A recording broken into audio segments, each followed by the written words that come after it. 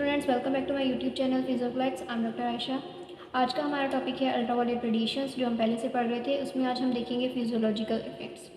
Physiological effects देखने से पहले अगर आपने अभी तक मेरे चैनल को सब्सक्राइब नहीं किया तो जल्दी से सब्सक्राइब कर लें। Thank you. ओके, अब हम स्टार्ट करते हैं फिजियोलॉजिकल इफेक्ट्स। जो फिजियोलॉजिकल इफेक्ट होते हैं ना, बेसिकली ये हमारे पास जो होते हैं ना, वो कुछ एक्यूट होते हैं, कुछ क्रॉनिक होते हैं। तो सबसे पहले हम एक्यूट इफेक्ट्स को देखेंगे। एक्यूट इफेक्ट्स जो होते हैं ना, ये हमारी स्किन के ऊपर शो होते हैं, और इसके अलावा हमारी जो आइज़ हैं उस पर भी शो होते हैं। ठीक है, इसमें आगे हमारे पास दो टाइप्स आ जाती हैं। अब स्किन जो है ना, स्किन में हमारे पास काफ़ी सारी चीज़ें आ जाती हैं। एरिथमा है, पिगमेंटेशन है, विटामिन डी की फॉर्मेशन है, पीलिंग है, या फिर और इसके अलावा इम्यूनो सप्रेसिव एजेंट्स आ जाते हैं। ये सारा कुछ इसमें इन्वॉल्व होता है। ओके, सबसे पहले हम देख लेते हैं एरिथमा। एरिथमा बेसिकली होता क्या है? एरिथमा क्या है कि रेडनेस होती है। कोई भी हमारी जो भी बॉडी पार्ट है उसके ऊपर क्या होती है? रेडनेस शो होती है। अब इसमें ये रेडनेस शो होती कैसे है? जब हमारा जो है ना UVR हमारी जो स्किन है उसके ऊपर पड़ती है, अल्ट्रा वायलेट रेडिएशंस। तो कोई भी जब हम हमारा सेल डैमेज होता है, जब सेल डैमेज होता है तो हमारे पास क्या होता है? हिस्टामिन लाइक सब्सटेंसेस रिलीज होती हैं, इन्फ्लेमेशन होती है। हमें पता है, हमने पहले जब क्रायोथेरेपी पढ़ी थी उसमें भी देखा था कि जब जब भी कोई डैमेज होता है, कोई भी हमारे पास डैमेज होता है, तो क्या होता है? फ़ौरन से इन्फ्लेमेशन, पेन, स्वेलिंग, ये सब होता है। और ये कैसे होता है? हमारे पास मीडिएटर्स रिलीज़ होते हैं। वो मीडिएटर्स कौन से होते हैं? हिस्टामिन, ब्रेडिकाइनिन, ग्लूकोटाइन्स, साइटोकाइन्स, ये सारे मीडिएटर्स वगैरह जो होते हैं ना, वो रिलीज़ होते हैं। अब क्या होता है? मीडिएटर्स रिलीज होते हैं, वेज़ोडाइलेशन स्टार्ट हो जाती है, इन्फ्लेमेशन होती है, ये सारा जो प्रोसेस होता है ना। और इसके बाद क्या होता है कि हमें रेडनेस शो होती है। तो अच्छा, इसके बाद जो हमारे पास एरिथमा है ना, ये हमारे लेस देन जो है ना 350 नैनोमीटर जो होती है ना, इसकी वेवलेंथ अगर हमारे पास हो, तो जो भी हम UVR यूज़ कर रहे हैं तब हमें एरिथमा शो होता है। और इसके अलावा जो है ना, हम एरिथमा जो है ना, हमें क्या चीज़ जो है ना वो क्लासीफाई कर, डोज को क्लासीफाई करने के लिए भी हम एरिथमा जो है ना उसको यूज़ करते हैं। आगे हम देखेंगे कि जब हम जो भी डोज वगैरह पेशेंट को देंगे ना, डोज डिपेंडेंट, तो वो फिर हम उसमें जो है एरिथमा देखेंगे कि आप उसको डोज देगा, फिर आप 24 घंटे के लिए पेशेंट जो है ना, उसके बाद आप उसको पूछोगे जब दोबारा अगले दिन आएगा कि कब आपको एरिथमा शो हुआ था, तो इससे पता चल जाएगा कि उसकी एरिथमल डोज वगैरह क्या है। तो ये उसमें हमारे पास यूज़ होता है। अच्छा, नेक्स्ट हम देख लेते हैं पिगमेंटेशन। पिगमेंटेशन जो है ना, इसमें हमारे पास जो अल्ट्रावायलेट रेडिएशंस हैं वो कैसे यूज़ होती है? पिगमेंटेशन में क्या होता है? हमारी जो होती है ना वो टैनिंग हो जाती है। जो स्किन की सरफेस होती है ना, जहाँ पे हमने अल्ट्रावायलेट रेडिएशंस का यूज़ किया होता है, वहाँ पे टैनिंग हो जाती है। और ये टैनिंग कब होती है? 2 डेज़ में तकरीबन जो है ना, 2 डेज़ के बाद जो है वो टैनिंग होना स्टार्ट हो जाती है। इस सारे प्रोसेस में बेसिकली हमारे पास होता क्या है कि जब हमारे अल्ट्रावायलेट रेडिएशंस जो है वो पड़ती हैं हमारी स्किन के ऊपर, UVR, तो जो हमारे पास मेलानोसाइट्स होते हैं ना, इनका सारा सिस्टम होता है कि जो मेलानोसाइट्स हैं वो हमारी स्किन की सरफेस के ऊपर आना स्टार्ट कर देते हैं। ठीक है, वो ऐसे ऊपर आना स्टार्ट कर देते हैं, और हमारी जो स्किन है उसकी कलर जो होता है ना वो डार्क हो जाता है। अब ये क्या करते हैं? ये हमारे जो सेल का न्यूक्लियस होता है ना, ये हमारे पास फॉर एग्जांपल कोई भी सेल है उसका न्यूक्लियस है, ये जो मेलानोसाइट्स होते हैं ना, ये ऐसे उसके इर्द गिर्द जो है ना वो अम्ब्रेला लाइक बना लेते हैं, और एक प्रोटेक्टिव जो होती है ना हमारे पास शीट जो है ना वो प्रोवाइड करते हैं, प्रोटेक्टिव रिस्पॉन्स प्रोवाइड करते हैं। इस तरह से उसके जो इर्द गिर्द है ना, ऐसे मतलब अम्ब्रेला लाइक कवरिंग करके। और इसके अलावा ये हमारे पास क्या करते हैं? UVB जो है उसकी पेनिट्रेशन उसको रिड्यूस करते हैं। UVB की ज़्यादा पेनिट्रेशन हमारी जो स्किन है उसमें नहीं होने देते, कि अगर कोई भी ज़्यादा एरिथमा वगैरह कॉज ना हो जाए, क्योंकि हमें पता है कि जो UVB है ये हमारे पास एरिथमेटस होता है। ओके, नेक्स्ट फिजियोलॉजिकल इफेक्ट है, उसमें हम देखते हैं formation of vitamin D, thickening of epidermis, और इसके अलावा जो है ना desquamation. Formation of vitamin D ये कैसे होती है? फॉर एग्जांपल हमारी जो बॉडी है उसके अंदर प्रेजेंट होते हैं स्टीरोल्स।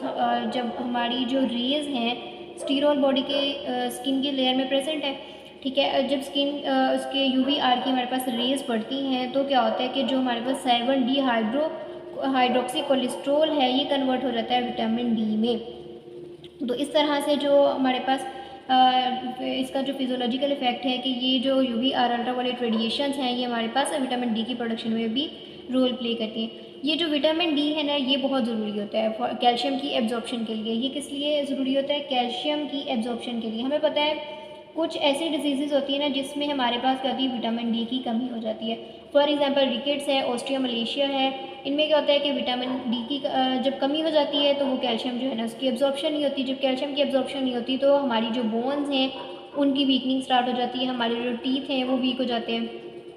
और ये हमारे पास जो हमारा UVR है ना, ये ऑस्टियोपोरोसिस को कम करने के लिए, फ्रैक्चर को कम करने के लिए भी हेल्प आउट करती है। अब विटामिन डी और कैल्शियम की एब्जॉर्प्शन का आपस में जोड़ तोड़ के है। अब इसमें क्या होता है कि जो हमारे पास विटामिन डी और कैल्शियम है ना, ये इस तरह से है कि जो ये कैल्शियम है, फॉर एग्जांपल ये हमारे पास एक कैल्शियम है और ये हमारे पास एक कैल्शियम है, इसके दरमियान में जो है ना ये हमारे पास है विटामिन डी।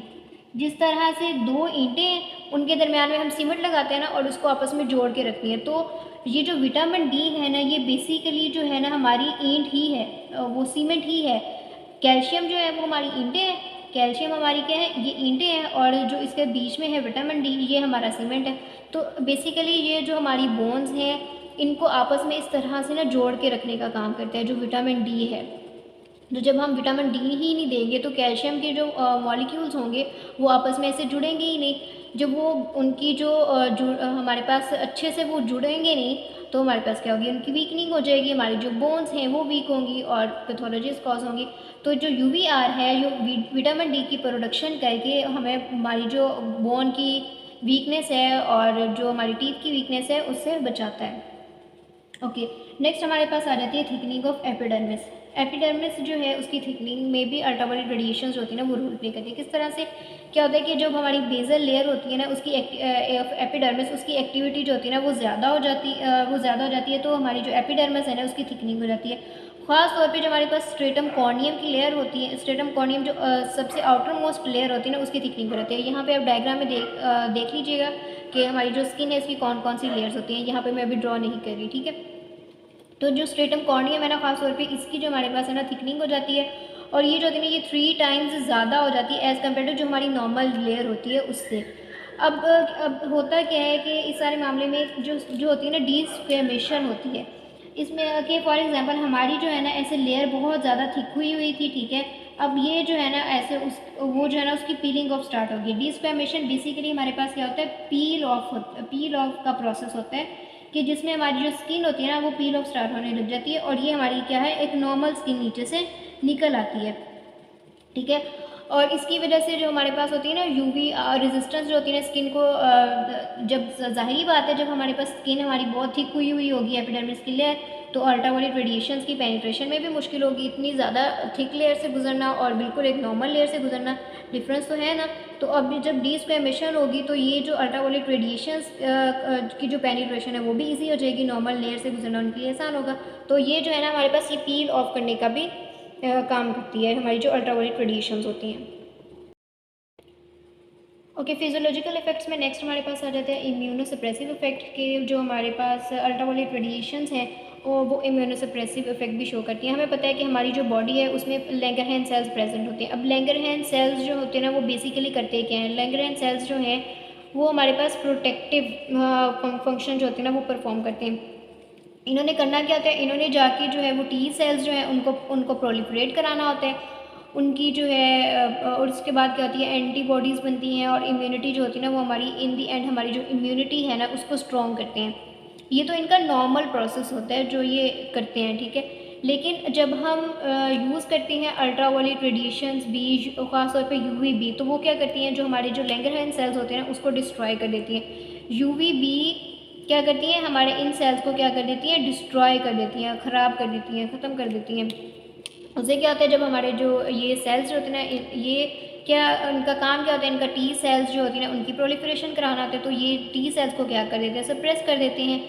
और हमारे पास क्या होता है कि जो एंटीबॉडीज़ होती हैं हमारी जो जिन्होंने हमारी इम्यूनिटी को स्ट्रॉन्ग किया हुआ होता है, हमारी जो भी कोई एलर्जन या कोई भी पोलन कोई भी ऐसी चीज़ वायरस वगैरह आया होता है जिसके खिलाफ हमारी एंटीबॉडीज़ बनती हैं, हमारी इम्यूनिटी और हमें बचाती हैं, ठीक है।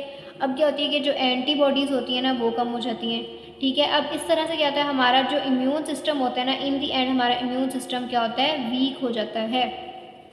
अब देखने को तो हमें लग रहा है कि ये तो बहुत ख़राब बात है कि जो UVR काम कर रहा है, लेकिन हमारा इसका फ़ायदा भी है। फ़ायदा क्या है कि जो भी हमारी ऑटो इम्यून डिजीज़ेज़ होती हैं ना, उनमें ये बहुत ज़रूरी है, ठीक है। उनमें हम इसको यूज़ कर सकते हैं। ऑटो इम्यून डिजीज़ेज़ कौन कौन से होंगी? हमारी जो ऑटो इम्यून डिजीज़ेज़ है उसमें आ जाता है आर्थराइटिस वगैरह में, पता है कि जो ख़ास तौर पे ऑस्टियो आर्थराइटिस, ये हमारे पास क्या है, ये ऑटो इम्यून डिजीज़। इसमें बेसिकली क्या होता है कि हमारे अपने ही सेल्स हमारे ही सेल्स हमें ही खाने लग जाते हैं, अपने ही सेल्स को खाने लग जाते हैं। तो इसमें क्या होगा कि जब नेक्स्ट हमारे पास आ जाता है एंटीबायोटिक इफेक्ट। एंटीबायोटिक इफेक्ट में बेसिकली हमारे पास क्या होता है कि शॉर्ट अल्ट्रावायलेट रेडिएशंस जो होती हैं वो हमारी जो भी फंजाई है, बैक्टीरिया है, उनको क्या करती हैं, किल करती हैं, ठीक है। खासतौर पे जो हमारे वोंड जो हमारा कोई भी इंजरी वगैरह हुई है, कोई भी वोंड है, तो उसके इर्द गिर्द कोई भी जो फंजाई वगैरह प्रेजेंट होते हैं ना, तो उसको किल करने में अहम रोल प्ले करते हैं। इसमें हम क्या करते हैं, E4 डोज देते हैं, क्योंकि हमें पता है कि E4 डोज हम ज़्यादातर जो है ना हमेशा वूंड्स में ही देते हैं। तो E4 डोज होती है वो बहुत इफेक्टिव होती है माइक्रो ऑर्गेनिजम्स को किल करने के लिए। नेक्स्ट हमारे पास आ जाती है एजिंग। एजिंग बेसिकली एक नॉर्मल प्रोसेस है, ठीक है। लेकिन क्या होता है जब हम UVR का जो है ना एक्सपोजर बहुत ज़्यादा कर देते हैं, नॉर्मल की बजाय एक लिमिट, कोई भी चीज़ हमें पता है कि वो एक लिमिट तक ही ठीक होती है। जब हम उसकी एक्सेस अमाउंट में यूज़ करते हैं तो ज़ाहिर बात है हमें नुकसान तो होगा। जब हम UVR का बहुत ज़्यादा यूज़ करने लग जाते हैं, ठीक है, तो क्या होता है, तो हमारी जो एपिडर्मिस है उसकी थिनिंग स्टार्ट हो जाती है, रिजेस लॉस होने लग जाते हैं, हमारी जो स्किन है उसकी ड्राइनेस स्टार्ट हो जाती है, रिंकलिंग स्टार्ट हो जाती है। तो इसकी वजह से जो है ना एजिंग जो उसका प्रोसेस होता है ना वो फास्ट हो जाते हैं, ठीक है। तो हमें इसमें करना क्या चाहिए, हमें जो रेगुलर जो भी लोग हैं सनबाथ लेते हैं तो उनको क्या करना चाहिए, उनको रेगुलर इतना ज़्यादा सनबाथ नहीं लेना चाहिए, उससे अवॉइड करना चाहिए, ताकि वो जो एजिंग, ठीक है, एक नॉर्मल प्रोसेस है, लेकिन वक्त से पहले जो होना है वो फिर ज़ाहिरी बात है अच्छा नहीं लगेगा। तो आपको जो है ना वो ज़्यादा सनबाथ नहीं लेने, मतलब एक लिमिट तक लेने हैं, ज़्यादा नहीं लेने। ओके, नेक्स्ट हमारे पास आ जाते हैं फिजियोलॉजिकल इफेक्ट्स जो हैं, उसमें पहले हमने स्किन की सारी पढ़ी, अब हम पढ़ेंगे आई जो है, इसमें बहुत ज़्यादा साइड इफ़ेक्ट्स हो सकते हैं। फिजियोलॉजिकल इफेक्ट में सबसे पहले कंजक्टिवाइटिस आ जाता है, फोटोकेराटोसिस आ जाता है, स्नो ब्लाइंडनेस आ जाती है, कैटरेक्ट आ जाता है। तो जो कंजक्टिवाइटिस है इसमें बेसिकली हमारे पास होता क्या है, इसमें हमारे पास क्या होता है कि जो हमारा वाइट पोर्शन होता है ना आई का, उसमें क्या हो जाती है, जो ये जो हमारा वाइट पोर्शन होता है यहाँ पे रेडनेस हो जाती है, आँखों से पानी आने लग जाता है, वाटरी आइज हो जाती है, इसके अलावा इन्फ्लेमेशन स्टार्ट हो जाती है। तो टिस का मतलब ही बेसिकली क्या होता है, इन्फ्लेमेशन। तो कंजक्टिवाइटिस में सारी बातें इन्फ्लेमेशन हो जाएगी। उसके बाद आ जाते हैं फोटोकेराटोसिस, जो इसमें क्या होता है कि कॉर्निया के लेवल पे जो है वो पैथोलॉजीज कॉज होती हैं। अब स्नो ब्लाइंडनेस बेसिकली इसमें होता क्या है, इसमें हमारे पास होती है इंटेंस किस्म की पेन, बहुत ज़्यादा पेन होती है, और ये जो पेन होती है ना ये मतलब सिर्फ 2 दिन के लिए रहती है और उसके बाद खुद ही गायब हो जाती है। तो इसका बेसिकली इतना कोई इशू नहीं होता। अब आगे हमारे पास लास्ट जो होती है ना वो आ जाता है कैटरेक्ट। कैटरेक्ट जो होते हैं ना ये हमारे पास होता है बेसिकली लेंस के लेवल पे, ठीक है। कि फॉर एग्जांपल जब हम स्ट्रॉन्ग एक्सपोजर होता है UVR का, ख़ास तौर पे हमारे पास जो UVB है और C है, इसका जब बहुत ज़्यादा एक्सपोजर होता है तो क्या होता है कि हमारे जो लेंस का लेवल है ना उस पर जाके ये इफेक्ट करती हैं, और क्या काज कराती हैं, हमारे पास कैटरेक्ट काज कराती हैं, ठीक है। ओके, नेक्स्ट फिजियोलॉजिकल इफेक्ट्स में हम देख लेते हैं क्रोनिक इफेक्ट्स। पहले हमने एक्यूट इफेक्ट्स देखे, ठीक है। अब क्रोनिक में सबसे पहले हम देखते हैं कैंसर। कैंसर में बेसिकली होता क्या है कि जो न्यूक्लियस होता है ना वो डैमेज होने लग जाता है। जब न्यूक्लियस डैमेज होता है तो हमारा जो DNA है इसमें म्यूटेशन स्टार्ट हो जाती है। जब DNA में म्यूटेशन होती है, जो सेल की रेप्लिकेशन होती है वो डैमेज हो जाती है, और सेल की रेप्लिकेशन डैमेज होने से हमारे पास क्या होता है कि जब सेल की रेप्लिकेशन डैमेज हो गई है, ब्लॉक हो गई है, तो बेसल सेल कार्सिनोमा डेवलप हो सकता है। इसके अलावा हमारे पास स्क्वैमस सेल कार्सिनोमा हो सकता है। तो हमें क्या करना है कि हमें पता है कि अल्ट्रावायलेट रेडिएशंस जो होती है ना वो सारी की सारी फ़ायदेमंद नहीं होती, तो हमें जो उसका प्रोलॉन्ग्ड एक्सपोजर है उससे हमें अवॉइड करना है, बहुत ज़्यादा एक्सपोज नहीं होना अल्ट्रावायलेट रेडिएशंस में। हमें पता है बेशक हमें या तो हम ये आर्टिफिशियली जो बना रहे हैं लेंस वगैरह से वो यूज़ कर रहे हैं, या फिर हम सन से ले रहे हैं। सन से हमें पता है कि जो ओजोन की जो लेयर है वो हमारी जो हम होती है ना बुरी वाली, उनको तो एब्जॉर्ब कर लेती है, बाकियों को ही हमारी अर्थ पे भेजती है। लेकिन जब ओजोन लेयर ही ब्रेक हो रही है, वहाँ से क्या हो रही है कि डेंजरस अल्ट्रावायलेट रेडिएशंस जो हैं वो हमारी अर्थ तक पहुँच रही हैं। इसकी वजह से क्या हो रहा है, कैंसर डेवलप हो रहा है। तो आपने बेशक आप सन से ले रहे हैं लेकिन सन पे भी आपने प्रोलॉन्ग एक्सपोजर नहीं करना। आई होप सो आपको जो फिजियोलॉजिकल इफ़ेक्ट्स हैं वो समझ आ गए होंगे। फिर भी अगर कोई बात आपको समझ नहीं आई तो आप कमेंट सेक्शन में पूछ सकते हैं। और अगर आप अभी तक मेरा ये चैनल सब्सक्राइब नहीं किया तो प्लीज़ सब्सक्राइब कर दें। और थैंक यू सो मच। अल्लाह हाफ़िज़।